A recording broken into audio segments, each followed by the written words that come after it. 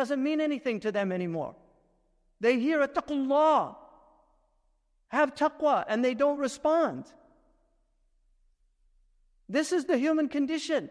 So how do we revive the hearts? Jaddidu imanakum, renew your faith. And that's why if you're seeking knowledge, you have to be serious. One of them said, if you think you can gain knowledge, you will not be able to gain knowledge without great effort until the crow goes gray. In other words, it's not going to happen. Knowledge is difficult. Ibn al-Jawzi says the most difficult thing on the nafs is memorizing knowledge. Just sitting and doing repetition. It's not easy. If you want to learn Arabic, Arabic's not going to come easy to you. Arabic is a difficult language, and it was meant to be difficult. It was meant to be difficult, but it's easy for the one who makes it easy. If Allah makes it easy, it'll come to you. But it's a difficult language. If you go to it thinking that it's going to come easy to you, you're not going to get it. But if you go knowing that this is difficult, but I'm going to give everything that I have to learn this language of God, Allah will make it easy for you. He'll give you openings. You'll see things that maybe even people before you didn't see. The Arabic is the key. The muhaddithun, even some of the great muhaddithun,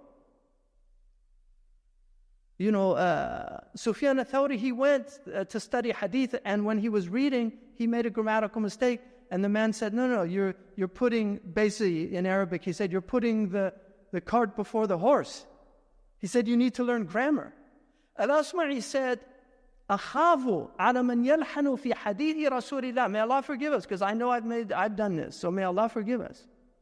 أخاف على من يلحن في حديث رسول الله أن يكون من الذين قال فيهم ومن كذب علي فليتبوأ مقعده من النار فإن النبي صلى الله عليه وسلم لم يلحن. I would be fearful of somebody who makes a grammatical mistake in a hadith, that they would fall under the category that the Prophet said, whoever lies about me, let him take his seat in hell. Because Al-Asma'i said the Prophet never made grammatical mistakes. He never made grammatical mistakes. Grammar. This is our religion. Learning language so that we can understand Allah subhanahu wa ta'ala's revelation to us. This is what Allah subhanahu wa ta'ala, He put us on the earth to know these things. He put us on the earth to know our Lord, to know that we're creatures. And with true knowledge, you will arrive at knowledge of God. It's inevitable. It's false knowledge that will lead you away from knowing that you're a creature that has createdness, that you have a khaliq, that you have a raziq. Where did your provision come from? Where did all these foods come from? Where did all these vegetables and fruits come from? Where did the milk in the udders of these animals come from? This is all spontaneous, came out of nothing. Nobody in the pre-modern world would have ever accepted that. With rare exception of people that Iblis obviously led astray. So he says, this is what Ibn Jawzi says. He says he will preoccupy you with devotional practices so that you will not learn. And then what does he do to the ulama? Because he'll come to the ulama as well. Learning doesn't get you out of this problem. He'll come to the ulama and he'll say, knowledge is enough. That's all you need. And he will preoccupy them from doing actions with their knowledge.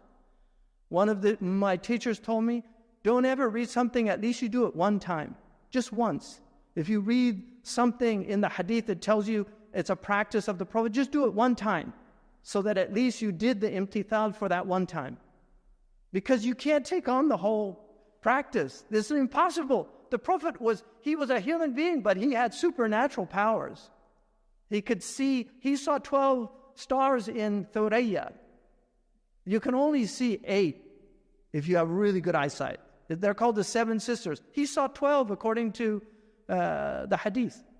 If you look, just Google it and you can see Thuraya, a close-up shot of it. Count the big stars in it, there's 12. So the Prophet ﷺ saw 12 stars in Thuraya.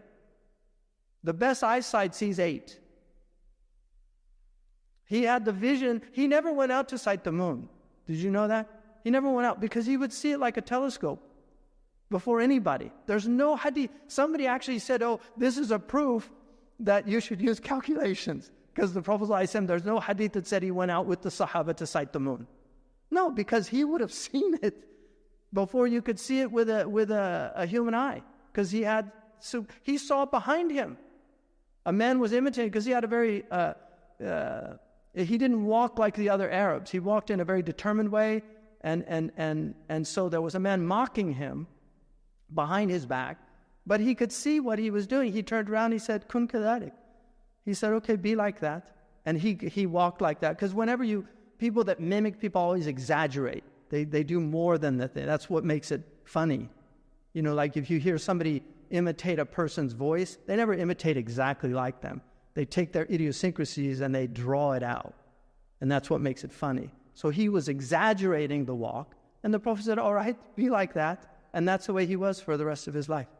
He walked like that. Ibn Mas'ud said, Wallahi, law sakhidtu min kalbin khashitu an uhawil kalba. If I mocked a dog, I would be afraid that God would turn me into a dog. And speaking of being turned into dogs, one of the miracles of our Prophet, people are wondering where the furries came from, right? The Prophet said, the end of time will not come until you will see people turned into animals. But he said, but the rahmah of my community will not be physically turned into animals. They will become animals internally. So they will feel like they're dogs. They will feel like they're cats. They'll feel like they're wolves. They'll howl like a wolf. That's a hadith. And now look, we're seeing all these miracles. Where are you guys? Are you seeing what we're seeing? The Prophet said the end of time won't come until people will be content with same sex. He said this, he told it, يَكْفِي الرِّجَالُ بِالرِّجَالِ وَالنِّسَاءُ بِالنِّسَاءِ. Look at this spreading all over the world, raising these flags of conquest. That's what, when you raise a flag, you're saying we won.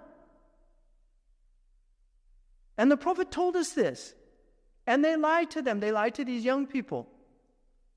According to the World Health Organization, by today's statistics, 1 out of 6 people, they call them MSMs, men who have sex with men, will get AIDS. 1 out of 6. Have you ever thrown a dice? Throw a dice. Keep throwing it. See how many times 1 and 6 come up. Those aren't good odds. 1 out of 6. How could you promote that? How could you promote that lifestyle? People that have to take drugs, they're trying to, the immune system is their enemy. That's why they're trying to hack the immune system. Give them vaccines to prevent STDs that you won't get. But there's not just sexually transmitted diseases. There's spiritually transmitted diseases.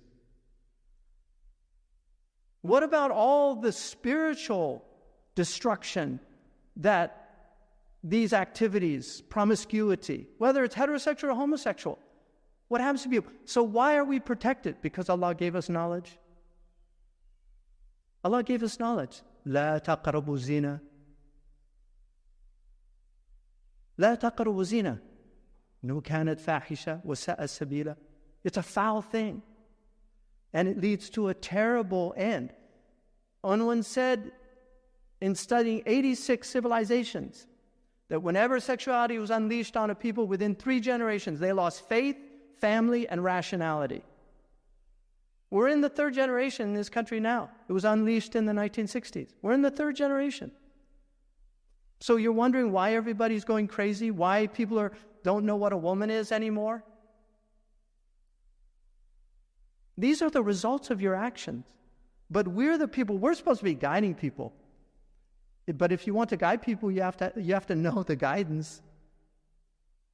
You know, the Arabs, they say, كُلُّ وِيعًا بِمَا فِيهِ يَنْضَحُ فَاقِدُوا شَيْئًا لَا يُعْطِيهِ. If you don't have something, you can't give it. The Muslims have lost this guidance. Where's the guide? They're all fighting one another. The Prophet ﷺ said, مَا ضَلَّ قَوْمٌ بَعْدَ هُدًى كَانُوا عَلَيْهِ إِلَّا أُوتُوا الْجَدَلِ.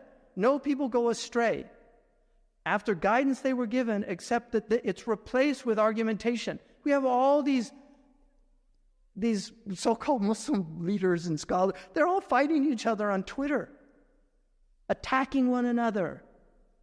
Mubtada'. People are losing their faith. People are losing their faith. What are you doing? Where are you? What are you thinking? It's insane. It's just amazing. We were given this guidance from Allah subhanahu wa ta'ala, and we just throw it away. The Prophet ﷺ didn't argue. Imam Malik was once in a group, and they started arguing. He got up, and he literally took his rida, and he shook it like he was shaking them off. And he said, Antum harb. And he walked away.